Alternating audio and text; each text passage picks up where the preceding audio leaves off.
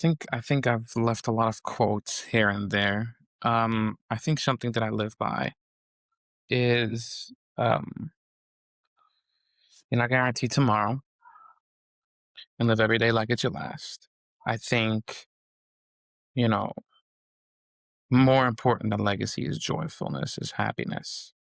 And that's the greatest thing that you can leave here. So for me, the most important thing is to be every day ready to say that today is my last day. Not that I want it to be my last day, God forbid. I want it to be the last moment, but to live every day that you can say that I've done everything that I needed to do. And beyond that is just, it's not so much in your control, and that's okay. Welcome to Conversations with Ami, where honest conversations about growth, decision, and direction happen. I'm your host, Ami Morgenstern. On this podcast, I sit down with people responsible for growth and decision making inside growing businesses to talk to where they are right now, where they're trying to go, and what might be getting in their way. The goal isn't to have perfect answers, it's to think clearly, challenge ideas, and leave with better direction. Today I'm joined by Shimmy Landau, partner of House of Babka. Let's get into it.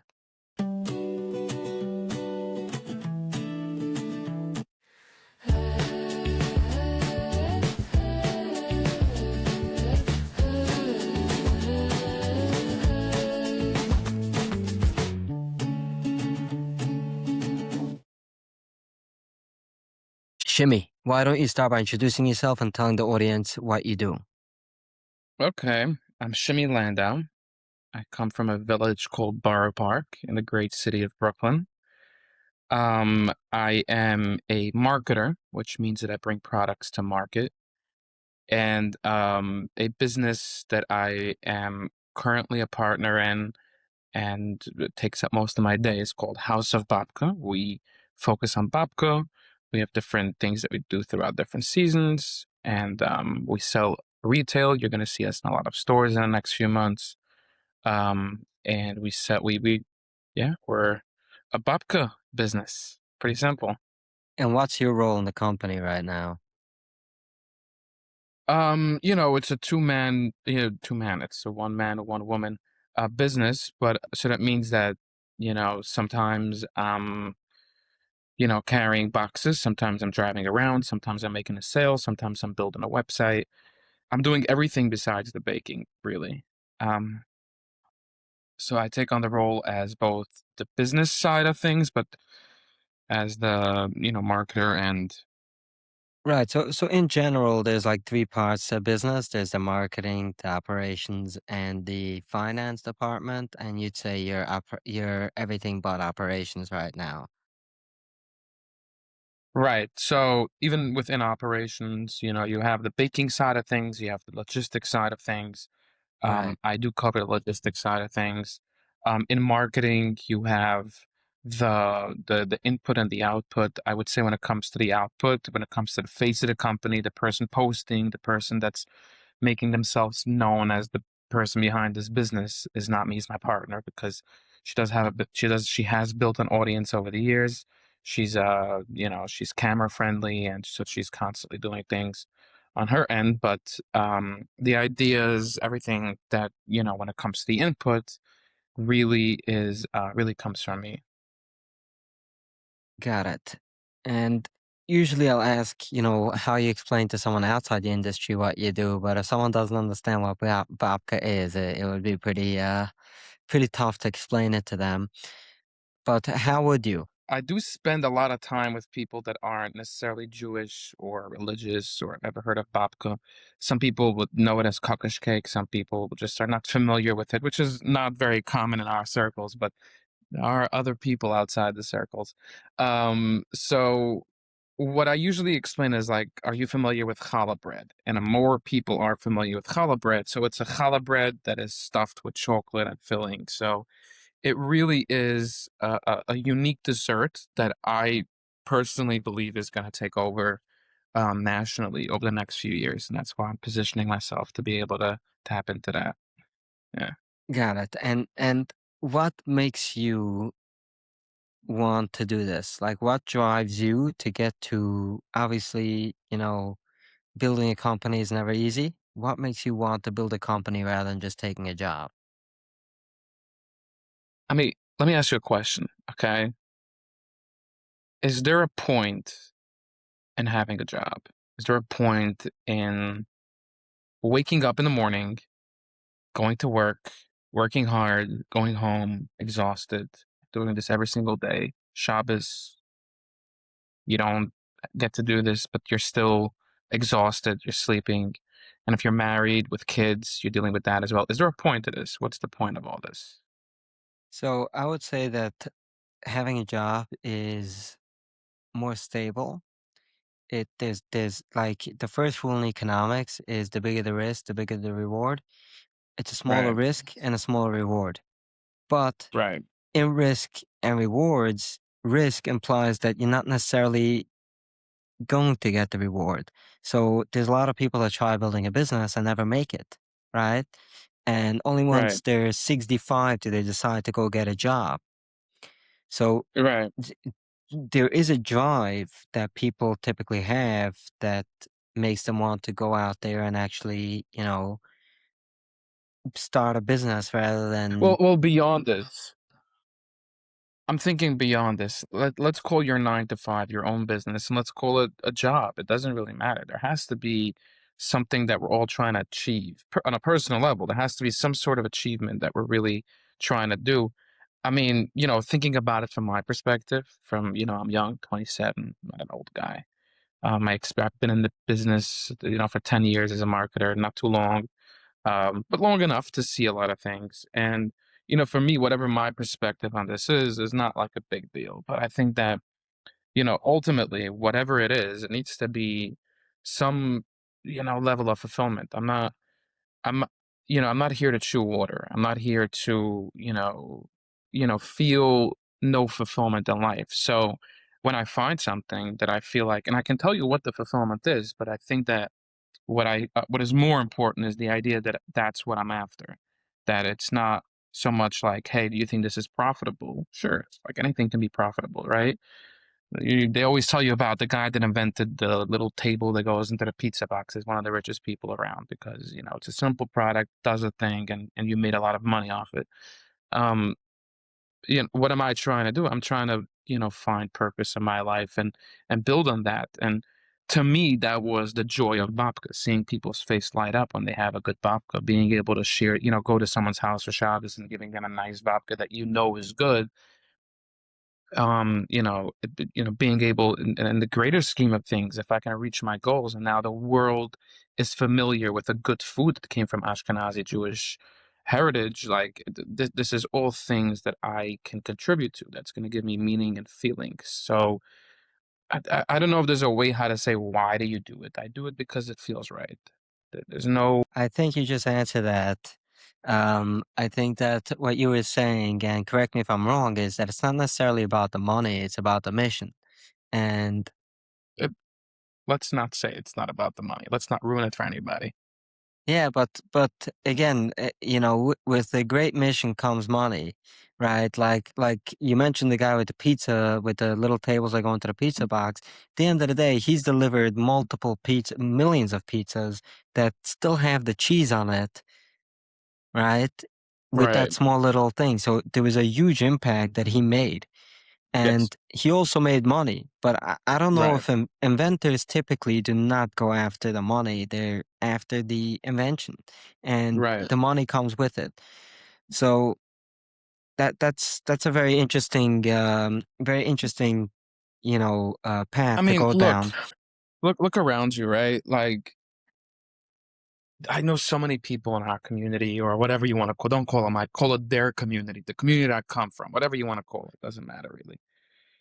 And, you know, they're in this business and they get excited, they get obsessed about it because it's a lot happening, very exciting, but if you look them dead in the eyes and you drink a little bit with them, you have a l'chaim with them, and you eat a little bit with them, you start realizing this is a pretty miserable person, and you got to wonder like, look, you did all these successful things, you went so far, you did all of that, you build up a business with 70 workers, and You have 50,000 big contract, like numbers, make up numbers, doesn't matter, right? But the point is, where's this guy's purpose? Like, all you're doing is, I don't mean to call anybody out, but cash advance, or all you're doing is, some sort of like thing that has no real purpose, but rather is a way to make money. It figures out to make money.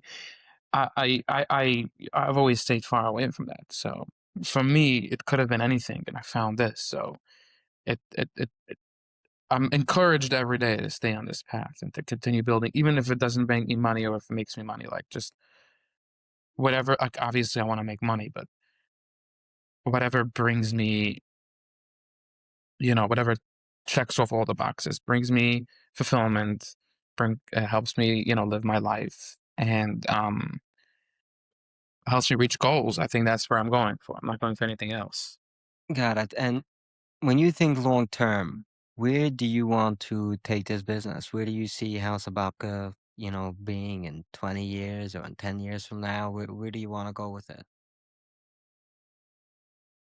I think House of Babka should be a national brand, in the sense of Cinnabon, right? I see House of Babka growing in a place where Cinnabon went, where strong retail presence, strong direct to consumer presence, strong brand equity. I I I I think I want to emulate what Cinnabon has done, what Annie Pretzels, whatever it's called, has done. In the sense of, this is fresh baked items that everybody can enjoy wherever they are. And there's a lot of room for growth. There's a lot of places where I can take this. At the moment, I see it reaching, creating a big footprint, is what I would like to call it, a big footprint in the Heimische world, or the Jewish world, or the kosher world, ending up in supermarkets, and just continuing growing from there. I mean, the ambition that I have for this company is just uncalled for. So I'm not gonna focus on that, but like, what we have in front of me is like really just, taking a babka business and putting it everywhere. Got it. So you want to take it national. That being said, if everything 100%. goes right, if everything goes right, what does success look like to you? That's success. Um, as an individual, it depends what you're asking, right? Success as an individual is, I'm a marketer, so bringing a product to market successfully, right? That means that if my product is recognizable, if it grows both the market share and the market, if it brings in new people into the market and it takes a big chunk out of that market, that to me is success in terms of at a personal level. As a company, what it means to be successful, and I think that means acquisitions, right? Acquisitions is really the only way a company becomes successful. There's few companies that stayed private, and companies like Starbucks, Walmart, Target. Um, but even those companies end up getting acquired through, what are they called? Through private equity and through different, dealings. So I do think, as a company, the main focus should always be to be acquired by the right, by the right people. Got it. That's a very powerful thing to get both the personal and the company. So, in order to take the company national, what has to happen? What is the plan that has to be implemented in order for you to do that? It's a good question. I'm learning that right now, right? Like I said, I'm young, I'm ambitious, I'm curious. So for me, there's a lot of questions that I don't have answered, and I'm okay with that. It's okay not to know. That's what I Yeah. really think. Um, but I think that ultimately, what comes across as the key to success is to have a plan and to execute. You need both. You need both the plan and the execution. So that's what I'm working on. Just a real plan, um, that goes 5 years at a time. The vision is there. The vision is on the board. I want to be there, but to take a real plan and to execute part of that plan every day. Got it. So let's go about this a bit differently. Where's House of Babka right now? House of Babka right now is transitioning from serving out of the garage to getting on board with distributors and growing into more retail presence. So right now there is no place. Let's say if I want to order directly from House of Babka, right? Can I, or do you guys only do it through stores right now and Yeah, so I've distributors? built up a nice website for Haus of Babka. You can order directly from us. We offer free shipping. It's a little bit more pricier than what you would find in stores, but it comes every week. We make fresh. We send out usually around Tuesday when it's made fresh. It stays fresh for like 3 weeks, 4 weeks. It's a very good product, but we send out the ones that were made that day or the day before. If you put it in a freezer, it'll stay forever. Um, that's regards to online, but we also went on to Amazon, which we're working on.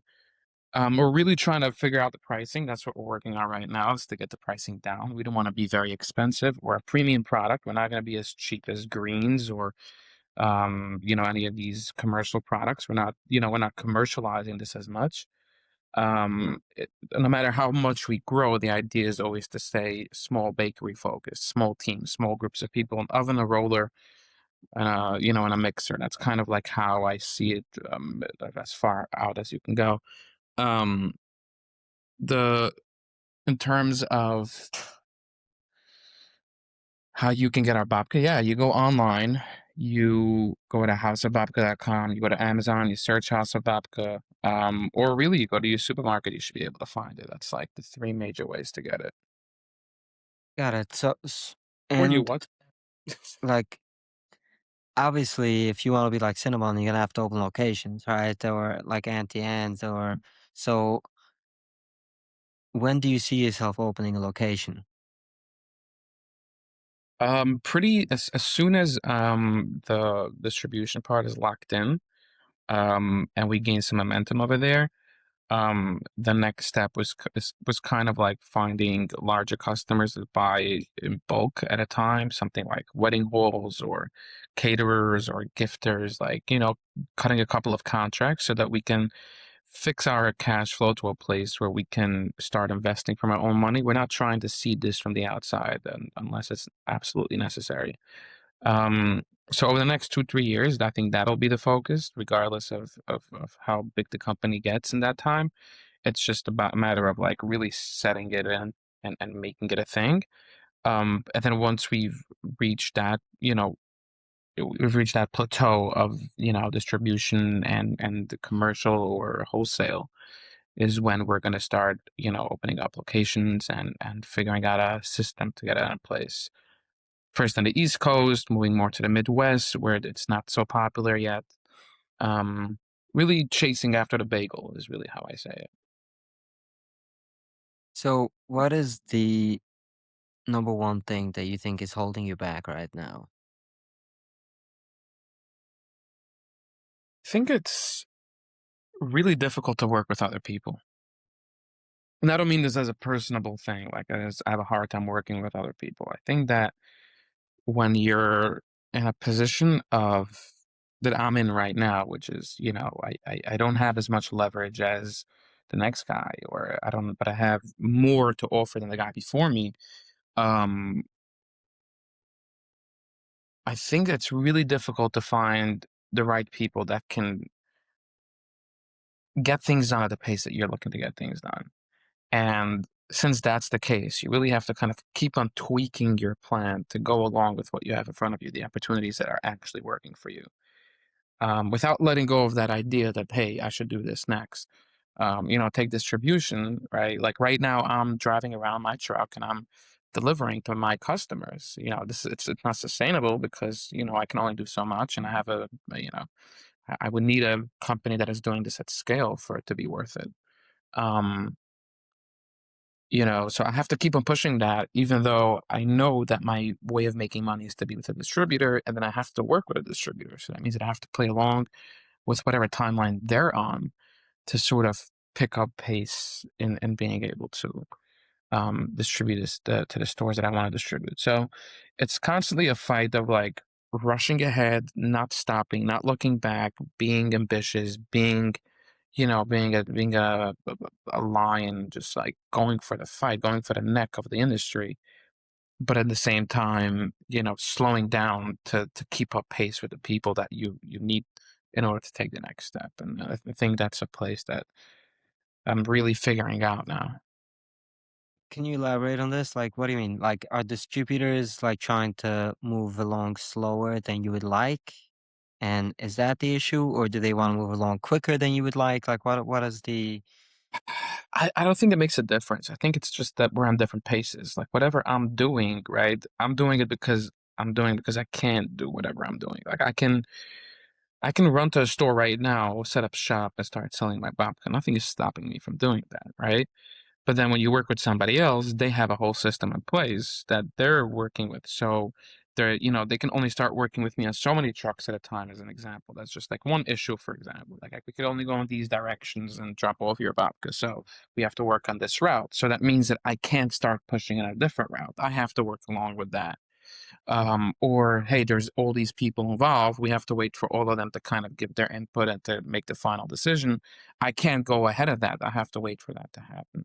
So you're not, as a solopreneur, entrepreneur, a marketer, for me, I'm like, let's go. If I can convince somebody to do something, I'm in there convincing them to do something. But if I have to kind of like work along with other people, there's no more convincing at that point. They're convinced. They just have to do their part, and that's not something that I can control. So I guess I got my answer. That is, you would like to move a bit quicker, and the process takes patience. And I think that's something that a lot of entrepreneurs struggle with. It's not just marketers or a lot of people that you're trying to move as quick as possible, especially in the beginning. Your business is on an upwards trajectory, and you just want to take that momentum and fly with it, but it doesn't necessarily work that way all the time. Um, so Right. is there, other than you wanting to move things along you know, relatively quickly, is there a habit that you have that you think is holding you back on a personal level? I think I'm a big thinker. I think that's something that can hold me back a lot instead of being, um, you know, coming from the role and the position of a marketer into the role and the position of a decision maker is very different. You gotta, there's no step two. It's step one, two, and three is all together. So step one, think big. Step two, reduce to what's possible. Next, step three, take action. I usually that can be divided into three people, and I'm the one that's doing all of that. So I think as a big thinker, as somebody that has these grand ideas, and I've always been like that. If you know me, then you know that I'm always Yeah. thinking big. I'm always of these crazy ideas. But um, as I'm trying to grow this business, it's really about making decisions quick, and making the right decision, which is a big struggle when you think at large scale. Right, but I think that in the beginning of the business is actually the best time for this because a bad decision isn't that big of a deal. When you're 10 years into a business, a bad decision means a lot more than a bad decision in the first year. I Not think that I many think you're people, right. yeah, not that many people know you. Not that many businesses, there's not that many like think about the big rebrands this past few years that were bad, right? You had Jaguar, you had Cracker Barrel, right?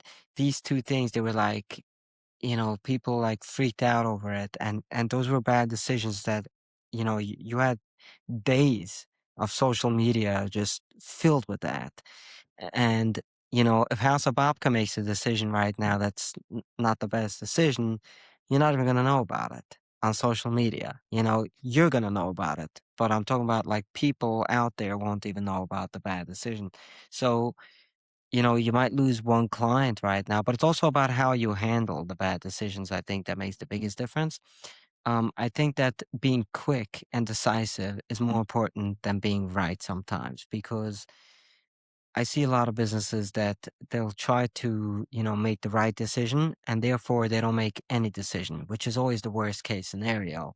If you make a bad decision, you can walk, like, think about Cracker Barrel. They just walked it back, right? So they spent a lot of money and it wasn't Right. worth it, but they just walked it back and, 6 months later, no one's talking about it. The, the mistake is always not making a decision at all, just staying stagnant is where, because they needed Cracker Barrel was going through a phase where they had to do something, right? So they decided to Mhm. rebrand. It wasn't the right decision, but they decided to rebrand. And 6 months down the line, it might actually be the right decision because of the way they reacted to so they got the noise there, and they really got what they needed at the end of the day. So it's really. Right, and I think that's also right. I think that's also really important. There's a difference between perception and relevancy. So success is a very flexible term, right? Like, what does success mean? And I don't success think means so. things are good now, No. or I mean, yeah, like when somebody thinks of success, right? They I'll can tell think in you what terms of success things are means. good now. They weren't good. Right. I'm saying like the success that I'm talking about, right? So Okay. success is like things are good now, and things weren't always that good, and now they are good. And then there's also success in terms of this was the plan, and then we reached our goal. So I think that these two ideas of success, like it's the same idea of like negative to positive kind of idea, but from nothing to something. But I think that ultimately that's where like the perception diverges from that diverges from the success is that the perception of Jaguar of Cracker Barrel. This, by the way, this is a side point, not really relevant to the conversation. Just like some thought that I have on that is the idea that some company like Jaguar would make a mistake in their marketing and people get upset and angry about it. Well, the two questions you have to ask yourself is like, did they lose customers? Like Jaguar, might be looking like this is something you don't see is they're sitting there going like, this customer base is not sustainable, right? We're going in a direction where our main customer base, the people that are very loyal to our product, we need to let go of them. We have to fire our customer. How do we pick up a new customer base that will be very loyal to us? So what people don't know is a similar story happened many years ago, 1980s, 1970s, 1980s. Um, so if you know some of the popular culture references, one of the things are that if you're a lesbian, you have a Subaru. It's like a thing. They're known to have Subarus. So it's like, how did that happen? Um, and I think that, the advertising people were kind of like putting out these ads and they were like, okay, who are the people, um, who are these people that like our product? And these are urban dwellers that like nature. And they're like, okay, so how do we make sure that we get a real customer that we can talk to? So they started putting out these ads that were very lightly talking directly to lesbians by saying certain things that are very like, this is really who you are. You can't change who you are, type of like concept. And they would put these masculine female models on display. They kind of like Subaru was supposed to be a car that went for the rugged individual American, which was what, you would assume the target client would be for a car like that, right? But they figured out who would be their customer and they went for it. And at the time, people became very angry. But if you think about it, Subaru is a very successful company in terms of Yeah. like they were able to get their person into their car and those people keep on coming back, right? I think the same thing is what you have to think about of Jaguar. Like they kind of, I think who they're going for is this elitist, queer person. That's a very like. There's a nice chunk of these people in America that are like think about it. You have a lot of queer couples that have no children, make a lot of money, refined taste, and they're spending their money. They don't have family. Like this is a clientele that a Jaguar can really bite into. So while you're seeing them and it's going like, "What are you doing? You're making a mess," they're going like, "Ha ha ha! This has been done before. We know what we're doing." So So a yeah, lot of so times in marketing, and this is as a marketer, I love watching this. It's like we kind of attack these ideas knowing very little about like, hey, what's really going on here? right. But I yeah, wasn't saying I didn't bring up Jaguars. It happens to be I personally like the rebrand. I think that their cars look really cool. They talk to me, but it's not. It's I was bringing it up for the decision. You know the decision making. Like if you make a mistake, it's about how you handle it. Now Jaguar, I don't know if they made a mistake or not, and I agree with you that it's going to take 10 years to really see did they make a mistake or not. And sometimes you do have to let go of your old customer base and, move on to the next one. But back to you being a thinker rather than and the decision maker. I think that sometimes, the reason why I brought it up was that you should be able to make decisions with like a lighter heart, knowing that a wrong decision isn't necessarily the worst thing. The worst thing is no decision at all, is being indecisive. And let's say take Subaru for example whenever that happened in the 80s, I think you said. If they were to just be like, "Oh, we need a new customer base, but I'm not sure, should we do it? Should we not do it? Should we do it? Should we not do it?" Today they might not be around, right? And it takes right, sort of guts to make a decision. You have to be able to make a mistake in order to get it right. That's part of the risk reward thing again. right. So But I'll add to this. I'll, yeah, I kind of want to add to this that not always is there room for error, and that's unfortunately the truth for a lot of people that own a business. And in my case, it's really the truth for House of Babka. Like when when a business does so much for the person running it, whether it's their income, panusa, whatever you want to call it, um, and there's hungry mouths to be fed type of thing. You have no room to be contemplating. You have no room to make irrational decisions because of because the bigger the risk, the bigger the reward. Like that's true when this is a side hustle, a side project, and I can see with my competitors. Like certain babka businesses, there was a lot of money, right? There was a lot of time, and there was no need to push this anywhere. And they went out and they crashed the market, and because they had a lot of money. Um, but their business fizzled out because, they weren't in front of their product. They were kind of, you know, mm, call it whatever. Let's not get into too much detail about it, but they weren't in front of their product. But then you have a company like us, which is just making babka from home and selling it to going into a bigger industry and being able to scale this to first the kosher market and then the broader national market. Like that's the idea. We make good tasting babka. We have babkas in 10 flavors. Like this is going to grow into something bigger than it is right now. Um, you can't scale back. You can't kind of go and shoot out. You have to really keep pushing forward, forward, forward, forward. Because so that pullback you can only do that when you have some sort of cushion, and that's not the case for my company. My company is a ride or die company. It's So I think what yeah. you're actually saying is not. I would never advocate for any company to just go and shoot darts in the dark. You want to come to your decision making based off of logic, based off of, what you think is best for your company, right? But at the same time, you have to Hmm. make decisions, no matter where your company is at, no matter if it's a ride or Right, die or if you're staying stagnant because you're not because you're not because you have kids to feed, you're not going to have the ability to grow because you need to make decisions in order to grow, right? You need to decide which distributor to right, work with. You need to decide. These things could be bad decisions in the long run. You don't know. A good example of this is Coca-Cola sold their bottling uh, right when they started, basically for like $1. They sold their rights to their bottling, and then they had to buy back, million. It turned out to be a good decision and a bad decision as at the same time, but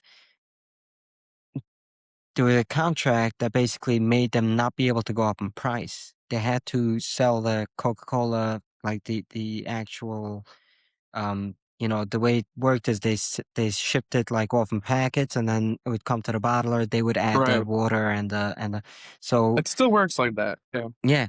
But right now, Coca-Cola owns the Coca-Cola bottling company, though.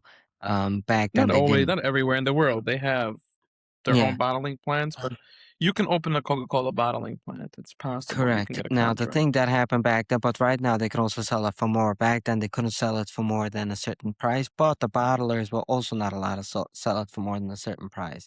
So what ended up happening is that's one of the ways that they really grew, because during the Great Depression, the prices were forced to stay at a certain place, and they couldn't go up, and that really beat out a lot of the competition.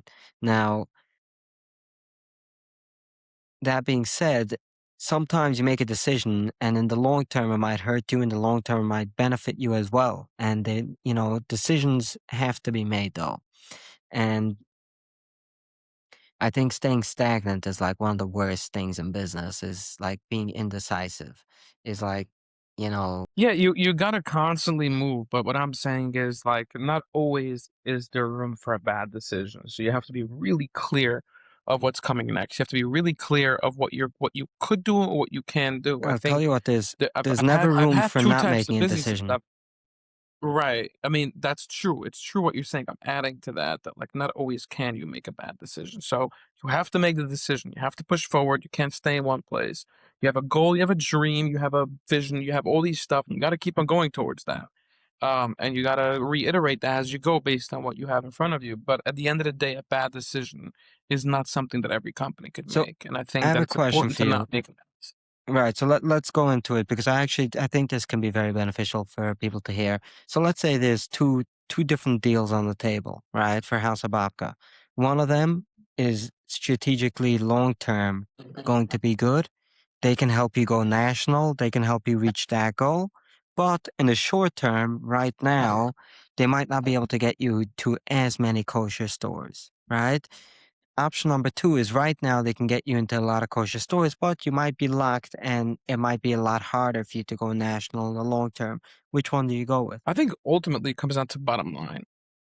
I sell babka. I'm not in the business of selling, like my goal is to sell a dream, right? Like we discussed this in the beginning. I go to work because I want to spread joy, but it's a business and business is brutal. You have to think bottom line. So, I would look crunch the numbers. If I go to the Jewish market, I can be guaranteed a certain amount and it's going to be smaller than if I go to a national market. So 9 out of 10, I'm saying, let's go national and let's build that side of the business. Now, that's if you're talking to just anybody and you're saying this in general, what would you pick? But I know Yeah, the industry, this is right? I know hypothetical. what fresh bakery is, right?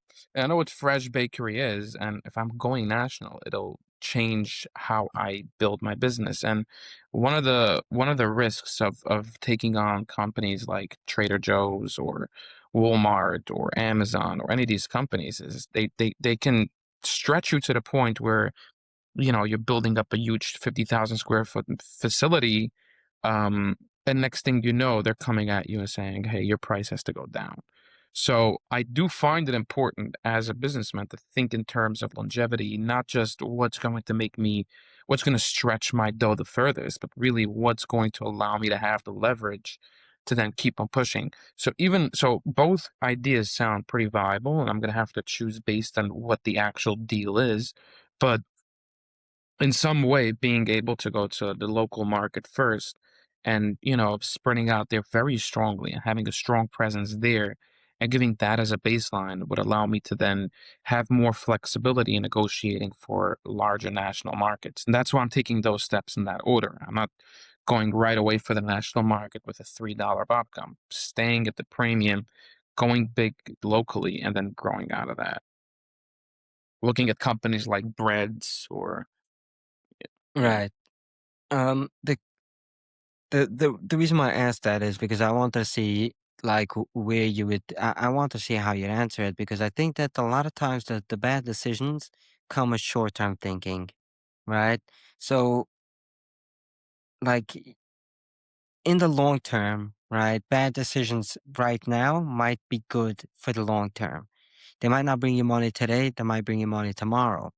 And what I see a lot of people do is sacrifice tomorrow for today, you know? Right. And yeah, and that's But I really think I where I think think yeah, but it's also a very small way of thinking of business because it's not just sacrificing today for tomorrow. I think that's something that can be, it can be no, very vague where that comes from.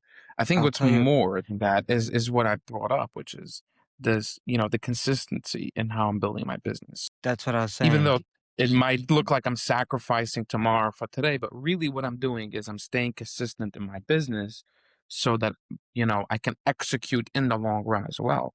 If I jump ahead of myself and I say, hey, I'm getting an offer to get into every shop right, and that means 50,000 units a day, um, take it right now.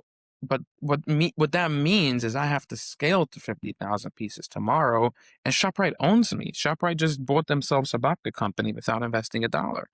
So you have to take this into consideration. What am I doing, right? What is House of Babka doing? And if House of Babka is building a company that part of it is being in every store, the other part of it is being a brand, then I have to consider that. Maybe I'll give up that idea because there's so many ways to think of this, but ultimately I have to be consistent with my decision making, even if it Yeah, looks good. I agree. What I was saying was I appreciated the way that you answered that because so many businesses that I see sacrifice tomorrow for today. You weren't doing that. You were breaking down both options, what they're going to look like tomorrow, and not taking today into account, which is really the way to make good decisions. For Right, especially in life, it might not be that way because me and you might not be around tomorrow, right? right. Things happen, but a I like business the idea of a business is that it should be around tomorrow. It's a separation from yourself. So right. you're It's building entity. something, yeah, and you're building something that you want should last a lifetime, right? And more than a Right, lifetime. And right, that takes sacrifice for today. So today I might not, eat a steak, but in 10 years from now, I'll have two homes. It's a right. trade-off. It's a trade off, definitely. So I think there's two parts to it. I think there's the part one of making the right decision and thinking of it logically. And I think there's part two, which helps you make that right decision, is being consistent. I think if you have a real vision and you have a real plan, you can tweak things, but you have to be consistent at what you're doing. So um, I've spoken to a lot of people that have DTC, direct to consumer businesses, and a big struggle is once they get those big contracts, they renegotiate that contract every year, and the price doesn't go up. They're not expanding and scaling how much money they're making. But you know what? Those companies really help them scale in terms of how many units they're moving. So I think that, the right person to bring me to a retailer is a company that owns many brands because they have the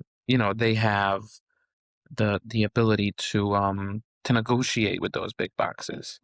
For me personally, I think that, going national brand and in terms of being in different supermarkets and, being in different places like that retail, is a step after having my stores because I think that the stores allows me to have a national presence and allows me to sell my company, or be acquired for a share in the company by a company that already has a portfolio of products and they have the negotiation, um, tools that I don't have, and that means that my product doesn't collapse. And it's important Right. for me for my product not to collapse. More, it is important for me to say, "Hey, I sell 50,000, 60,000 units a day. I don't care. It's going to collapse. I don't. It's not sustainable."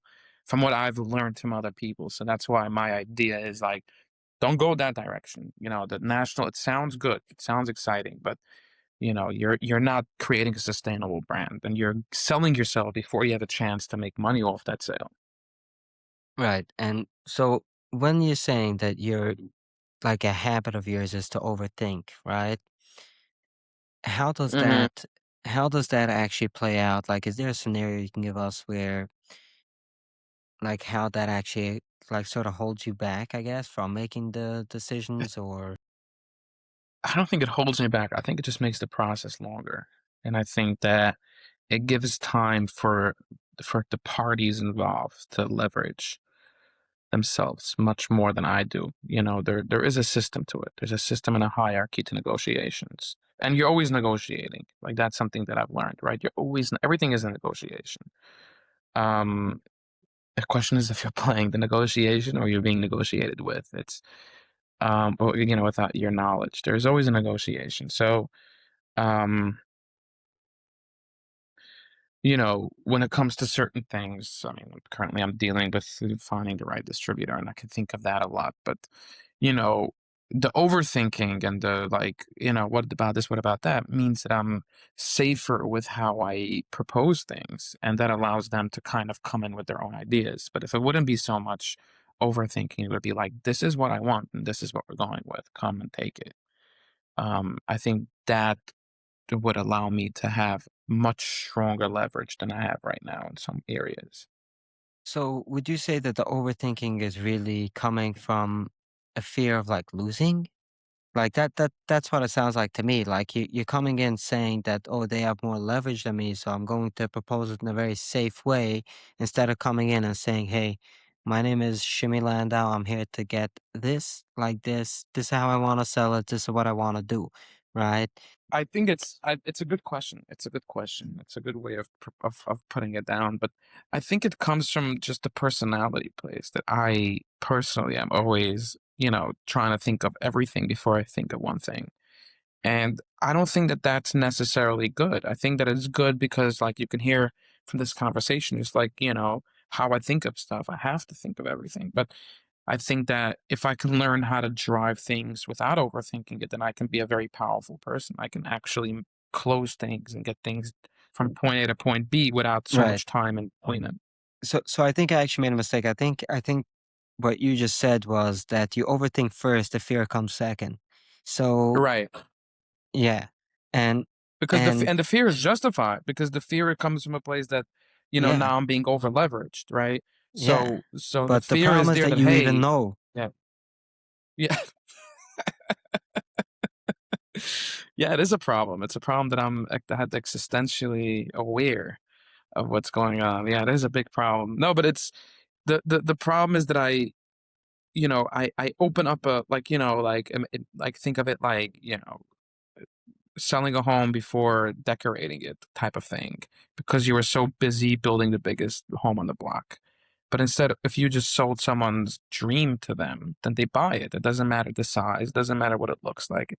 It's just a matter of being able to knock into what people want to buy, selling that, not trying to overthink everything and creating a big picture out of something that doesn't exist. Nobody needs a big picture, let's put it that way. You need your big picture. Nobody else needs it. And I'm aware of Right. it, but it's hard for me to get to that.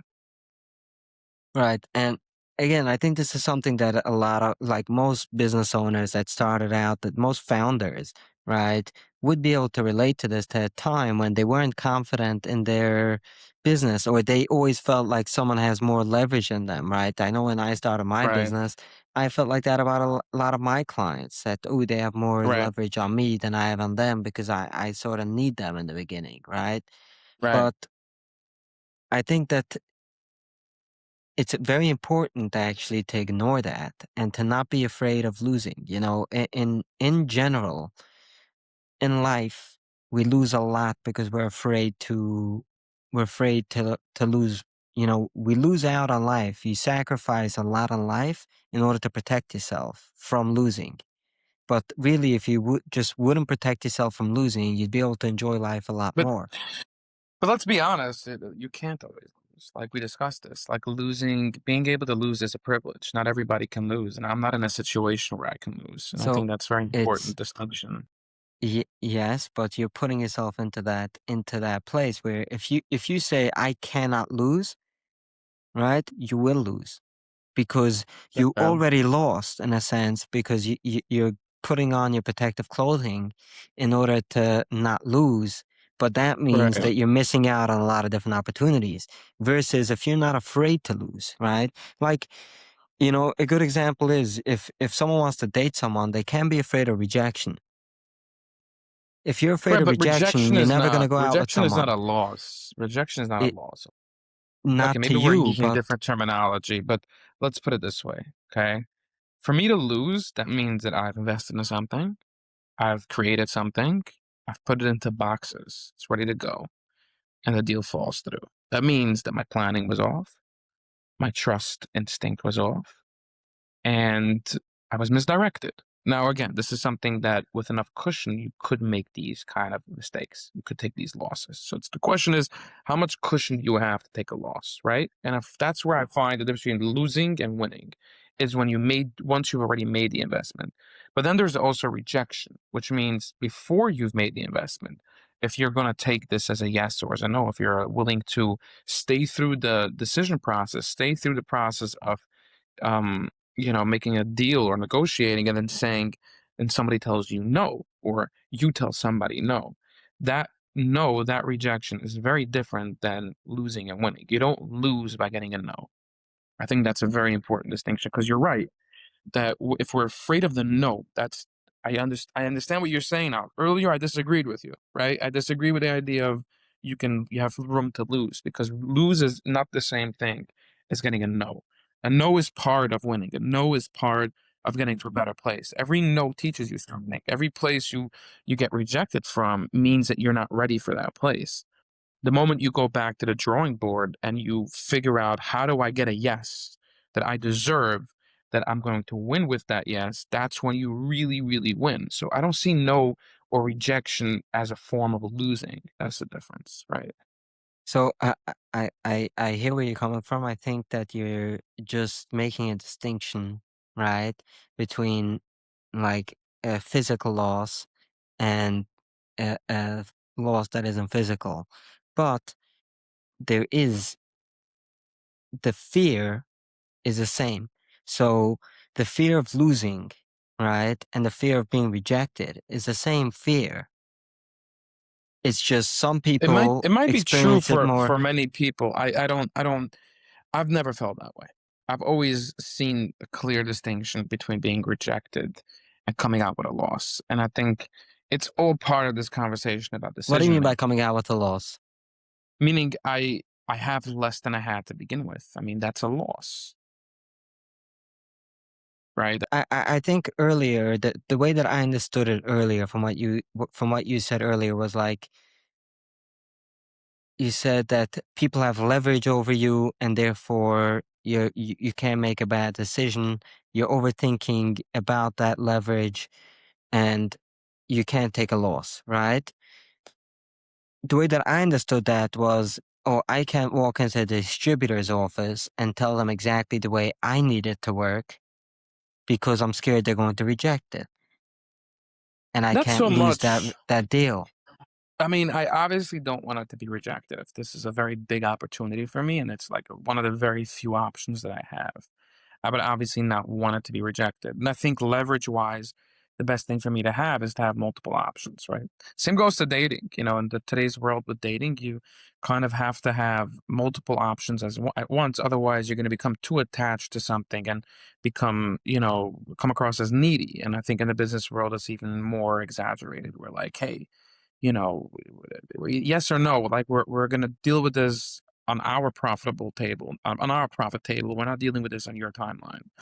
Um, and I think that's very important to understand when you're trying to make a deal with something that you need and they Right. want. So I think there's a difference. There's a difference between being needy and being ambitious. There are people Right, that will you're come 100%. in. You can follow up every day, keep on following up. But I think that for me, going back to that conversation about overthinking things, I don't think it's a place of. I think it's just like think of it like this, right? I gotta put my products into stores, right? So Okay. before I make the deal, I'm giving the whole spiel of we're gonna be everywhere. Da, da, da, da, da, da, da, all these things. House of Babka's gonna win. Hear me out. Let me tell you everything, right? Because I'm excited. I really want to give him this grand vision, and I want to bring him on board with me. Versus And I've learned this, and I think that I can try to implement it, although it's hard, and you really have to work on your midas to be able to do this. But coming in and saying, "This is the box, and it's for sale. Would you like to buy it?" Think in the box. I think that's the best way to say it. Think in the box. Thinking big is thinking out of the box, and that stretches things out into more of a bigger deal than they should be. Thinking in the box allows you to deal with what's in front of you and allows you to close something. I I So I when I 100% think agree. big, when I hold on, I when don't I think that's think thinking big, in it the allows box. this person to now have more leverage where they can say, "Oh, wait a minute. In the future, there's going to be something more profitable. Oh, then I don't need you now. Come back to me in the future." The the more you scale back and just scrub down to the bar of soap, you're not selling the packaging, you're selling the soap. The more you go for that nothingness, for the package of nothing, the more likely you are to take the next step. And then you can keep dealing. Go to the next part with them. Keep your I vision to agree. yourself and deal with it one step at a time. There's a saying, keep it simple, stupid. Right. And that's really what you want to do. You want to keep it simple. You don't want to, like, I know that if I'm managing a grocery store and you coming to me selling me this grand vision, right? Right. Leave. Come back to I, me when it's big. I don't even have Come the back to me time when to it's listen big. to all of it. Right. You just Right. wasted a half hour of my time and then you want me to sell you babka too? Right, and that's just part one. I'm saying, like, even in your sale, what you're doing is you're giving that person again negotiation. That was where the leverage thing came in. It's not a fear of leverage; it's the actual. You're actually giving someone a new way to say no. And when you're negotiating, you want to ultimately lead the person to say yes or no on your terms, right? Say yes because we're both going to be successful. Say no because we're both not going to be successful. Don't say no because you're not going to be as successful as me. Don't say no Right. because you're not going to you get what everything that you want. So, Say no because you can see that we're both not going to be successful in this place. yeah, So yeah. so in 6 months from now, I'm hoping to have you back on. What do you want to see changed after this conversation? What do you want to have say, come back on in 6 months, say, hey, this has changed. I want to stop being such a big mouth. I think that's the ultimate goal. I think that I should be better at negotiating. I should be better at getting people to do what I want them to do. And I know this sounds like a very horrible thing to say out loud, but I think we're all thinking it at some point. I want people No, to do what I want to do. Uh, Again, it doesn't mean that I want them to do something they wouldn't do on their own, but I want people to see my vision and act on it the same way that I do. So, and that means, being less broad, being more specific. It means um, selling less and just offering more, right? Like it's a lot of that kind of thing. Yeah, what might get in the way of you following through on that? it's hard to say, but like, generally things, as long as you're not on your toes and you're not constantly getting small wins, I think you lose sight of what you really want. So I really need to find small wins, and I think that can get in the way. Like not finding the wins. I'm not finding the wins. Yeah. Not being present for the wins, yeah. Got it. So what I would say is, like, I know that for me, right, that I used to have the same thing, right? I used to have a very similar thing with the service that I sell, where I'd make promises that weren't scalable, right? Because they were offering too much, and in reality, what I was doing wasn't that. Right, I was doing it on a very simple level, which is really what the people need, what my customers need. And I think that, being able to really get to a simple, break it down to a simple thing. This is what I'm doing now, living in the present when you're selling, right? Right. Like you said, offering versus selling, that's something that I had to do as well. I stopped selling a long time ago and I started, I'm helping people. If you don't need help right now with it, or if you don't feel like it's a problem, you're not going to value my, if someone doesn't like babka, right? You're not Mhm. gonna get them to like your babka. They don't like babka. And Let's talk from the I version because we've we've had people try our babka and go, yeah. "I'm not a sweet guy, but this. I'm not a No, babka person, but this." Yeah, We're but I'm talking not about saying they're food over not a here. We're babka talking about person. food over I'm not. here. I'm Some saying if they don't like babka, right? I've If they had people say they don't like babka and they like my babka. You'll be okay, surprised. This is food. This is did good they food. buy it? They bought it. I have somebody that he buys pretty often from me. That's amazing. But you It get my is. point. But you also get the point now why I do it. When you have I, something that's I I've this good. I've personally tasted the babka. I can say it's good. I know it's good. But yeah, but the idea is that you don't want to sell to people that aren't interested. What you're really going Right. for in a sale is in the books Never Split the Difference. He says go for the no, right? Because you wanna get the no. You want to get to the objection to see is this an actual fit or not. Right. I like the way they say it because I was saying it earlier a little bit different of like I want to get a no that I agree with. I don't want to get a no that you just have more leverage than me to give me that no because I gave you away more of me Right. for you to say no.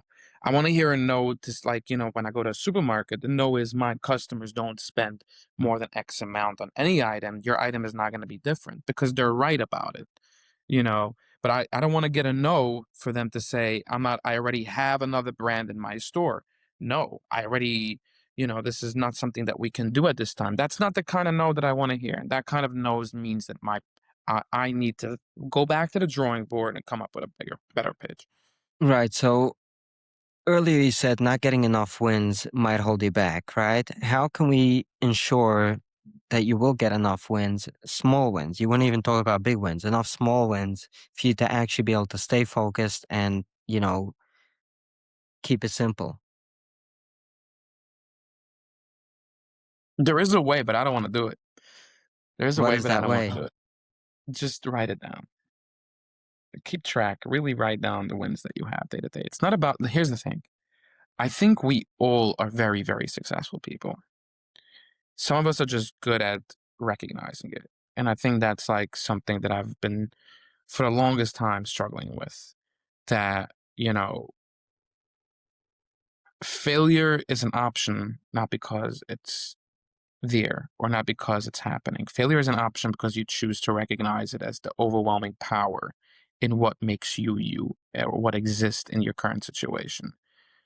If you can write down your successes and you can list your successes, you're going to start recognizing how overwhelmingly successful you are. And we grew up in a religious place, and that's something that I've learned from coming from a Hasidic place is like be thankful as much as you ask, because when you start by being thankful and you start by recognizing that everything that I have comes from a higher power, right? Everything that I have comes from something good that has happened. You start realizing how many of these successes you actually have. But if you're constantly complaining and asking, then you forget that you actually already got what you asked for. You just didn't recognize it. Yeah, so I think that a good way for you to go about it, especially if you don't want to document your wins, which I think is very hard to do. I don't think you're the only person that doesn't want to do it. It's a very hard thing to keep track of all the wins. But a good way to actually go about it is that every single week you take one thing and you're like, this week I'm going to get this done, right? And Right. then it's a check. It's not, and you're writing it down prior to the thing just to remember this is what I have to get done this week. And then Thursday comes and you still didn't do it, whether it's a phone call to a specific person, whatever it is that week that you want to get done, that you value that week, you write it down and you put a little check next to it at the end of the week. And you'll see your wins start stacking up. I had that when I was working on my eating disorder. I had, I had to start documenting everything that I ate. And, Mm-hmm. I would have a paper, write down the time and what I ate. And, over time, I'm like, oh, I'm starting to get, it started feeling good every time I documented what I ate, Right. especially when it was things that Right. used to be afraid of eating. So I think that documenting it will definitely work, but I think you also have to go about it in a way that you can actually do that. Is that something that you would commit to doing? That in 6 months from now we can come back and say, "Hey, have you written down goals? Do you still do that every week? And Right. how's it gone?"